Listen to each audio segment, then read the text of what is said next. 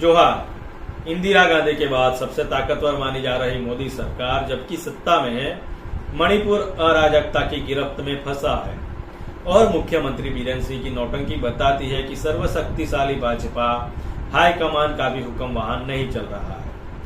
भारत का कौन सा राज्य ऐसा है जिसका शासन सबसे चुनौतीपूर्ण है? इस सवाल का जवाब सबसे आसान है। भारत के नक्शे पर नजर डालिए और आपकी उंगली छोटे से राज्य मणिपुर पर टिक जाए।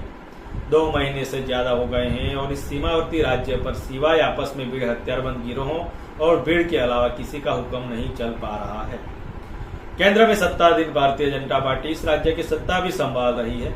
यह ठीक उसी तरह हाईकमान के इशारे पर चलने वाली पार्टी है जिस तरह इंदिरा गांधी के उत्कर्ष के दौर में कांग्रेस पार्टी चलती थी। लेकिन क्या इस सर्वशक्तिशाली हाईकमान का हुक्म मणिपुर में चल रहा है? सबूत तो बताते हैं कि ऐसा नहीं हो पा रहा है।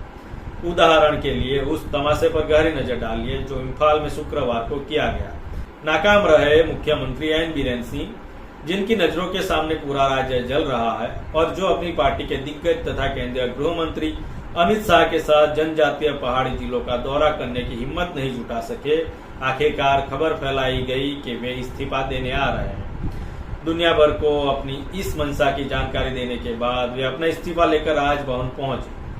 तब तक प्रायोजित नौटंकी के तहत उनके मेहते समुदाय की महिलाएं शोर मचाती और उनसे इस्तीफा न देने की मांग करती भीड़ वहां जमा हो चुकी थी। उनमें से एक महिला ने बीरेन सिंह के कर्मचारी के हाथ से वो इस्तीफा छीनकर उसे फाड़ डाला।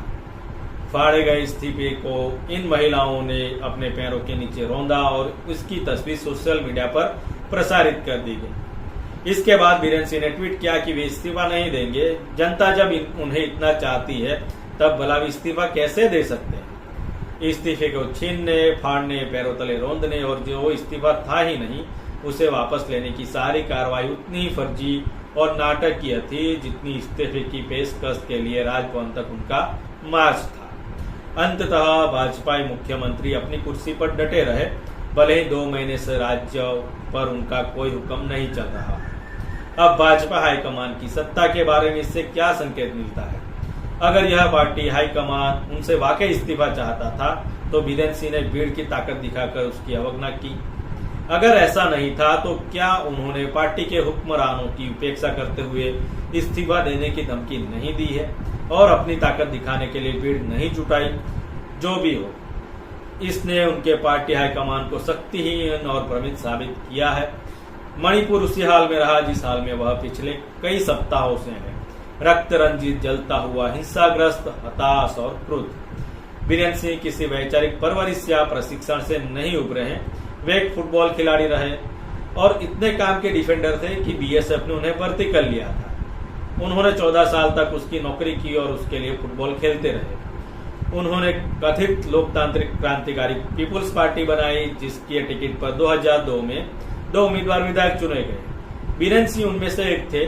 जल्द ही उन्होंने अपनी पार्टी का कांग्रेस में विलय कर दिया। बाद में जब कांग्रेस केंद्र में सत्ता में नहीं रही और भाजपा का मानव संसाधन विभाग प्रतिभाओं की खोज में निकला तब बीरेन सिंह को पाला बदलने में कोई मलाल नहीं हुआ। उनके सामने किसी वैचारिक प्रतिबद्धता का बंधन या हिचक नहीं थी। इस बीच उन्होंने अपने नेतृत्व का दूसरा पहलू सामने रखा, हिंसक रूप से विभाजित राज्य में जातीय वफादारी वाला पहलू। इस प्रक्रिया में उन्होंने अपनी पार्टी के सामने 2 अहम सवाल खड़े कर दिए हैं। पहला सवाल यह है कि मेहते समुदाय चूंकि हिंदू बहुल है इसलिए उसकी वफादारी और उसका समर्थन हासिल करने और ईसाई जनजातीय समुदायों को असंतुष्ट छोड़ देने से क्या वहां अमन चैन बना रह सकता है? जनजातीय समुदायों को यह साजिश लगती है। यह राज्य में हिंदू ईसाई ध्रुवीकरण करने की चाल सिवाय कुछ नहीं। दूसरा सवाल यह है कि वे अपने ही एक राज्य में शासन की विफलता की फांस कब तक लगाए रहेंगे, खासकर तब जबकि उत्तर पूर्वी राज्यों में अपने उभार को अपनी महान सफलता बताने का दावा उनकी पार्टी करती रही है। पहचान की राजनीति या साफ तौर पर कहें तो हिंदू मुस्लिम ध्रुवीकरण की राजनीति, इसने भाजपा को असम और त्रिपुरा में लगातार 2 बार सत्ता दिलाई है। दूसरे राज्यों का या तो कब्जे में लिया गया या कांग्रेस के पुराने लोगों की राजनीतिक खरीद फरोख्त करके, जैसे कि अरुणाचल प्रदेश और मणिपुर की तरह अपनी झोली में डाला गया या बड़ी ताकत छोटी ताकत के पुराने किस्म के गठबंधन करके हासिल किया गया।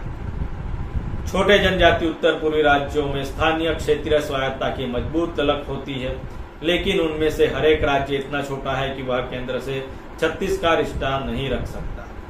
यह व्यवस्था अब तक काफी अच्छी तरह काम कर रही थी और भाजपा उत्तर पूर्व पर राज करने की अपनी खास ख्वाहिश और सपने को सच करने के मजे ले रही थी। इसके पीछे विचार यह भी था कि वह क्षेत्र कांग्रेस की स्वार्थी और भ्रष्ट राजनीति अस्थिरता की गिरफ्त में फंसा था। उत्तर पूर्व में भाजपा की राजनीतिक सफलता भारतीय राजनीति में एक उल्लेखनीय मोड़ थी, लेकिन इस सफलता पर मणिपुर में गहरा ग्रहण लग रहा है। भाजपा ने उत्तर पूर्व के पुराने संकट के लिए कांग्रेस के स्वार्थ और भ्रष्टाचार को जिम्मेदार तो बताया है, मगर उसने दो बातों की अनदेखी की है।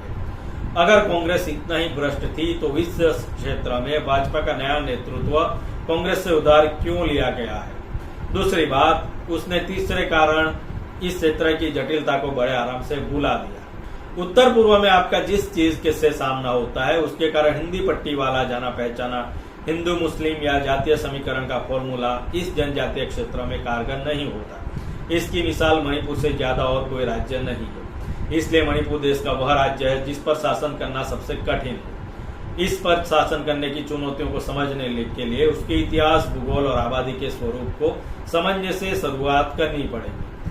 यहीं से अभी यह शुरुआत करें, क्योंकि इसमें सारे तत्व शामिल हैं। मणिपुर में व्यापक तौर पर 3 स्थानीय समूह हैं, मेइतेई, कुकी और नागा। अब देखिए कि इन तीनों समूहों की मांगे क्या है। मेइतेई चाहते हैं कि उन्हें अनुसूचित जनजाति यानी कि एसटी का दर्जा मिले और अपने पूर्ण राज्य में उनका राजनीतिक वर्चस्व कायम रहे। कुकी अपने लिए स्वायत्त क्षेत्र चाहते हैं, आधा राज्य ही सही, ताकि उन्हें मेइतेई वर्चस्व वाले शासन के अधीन न रहना पड़े।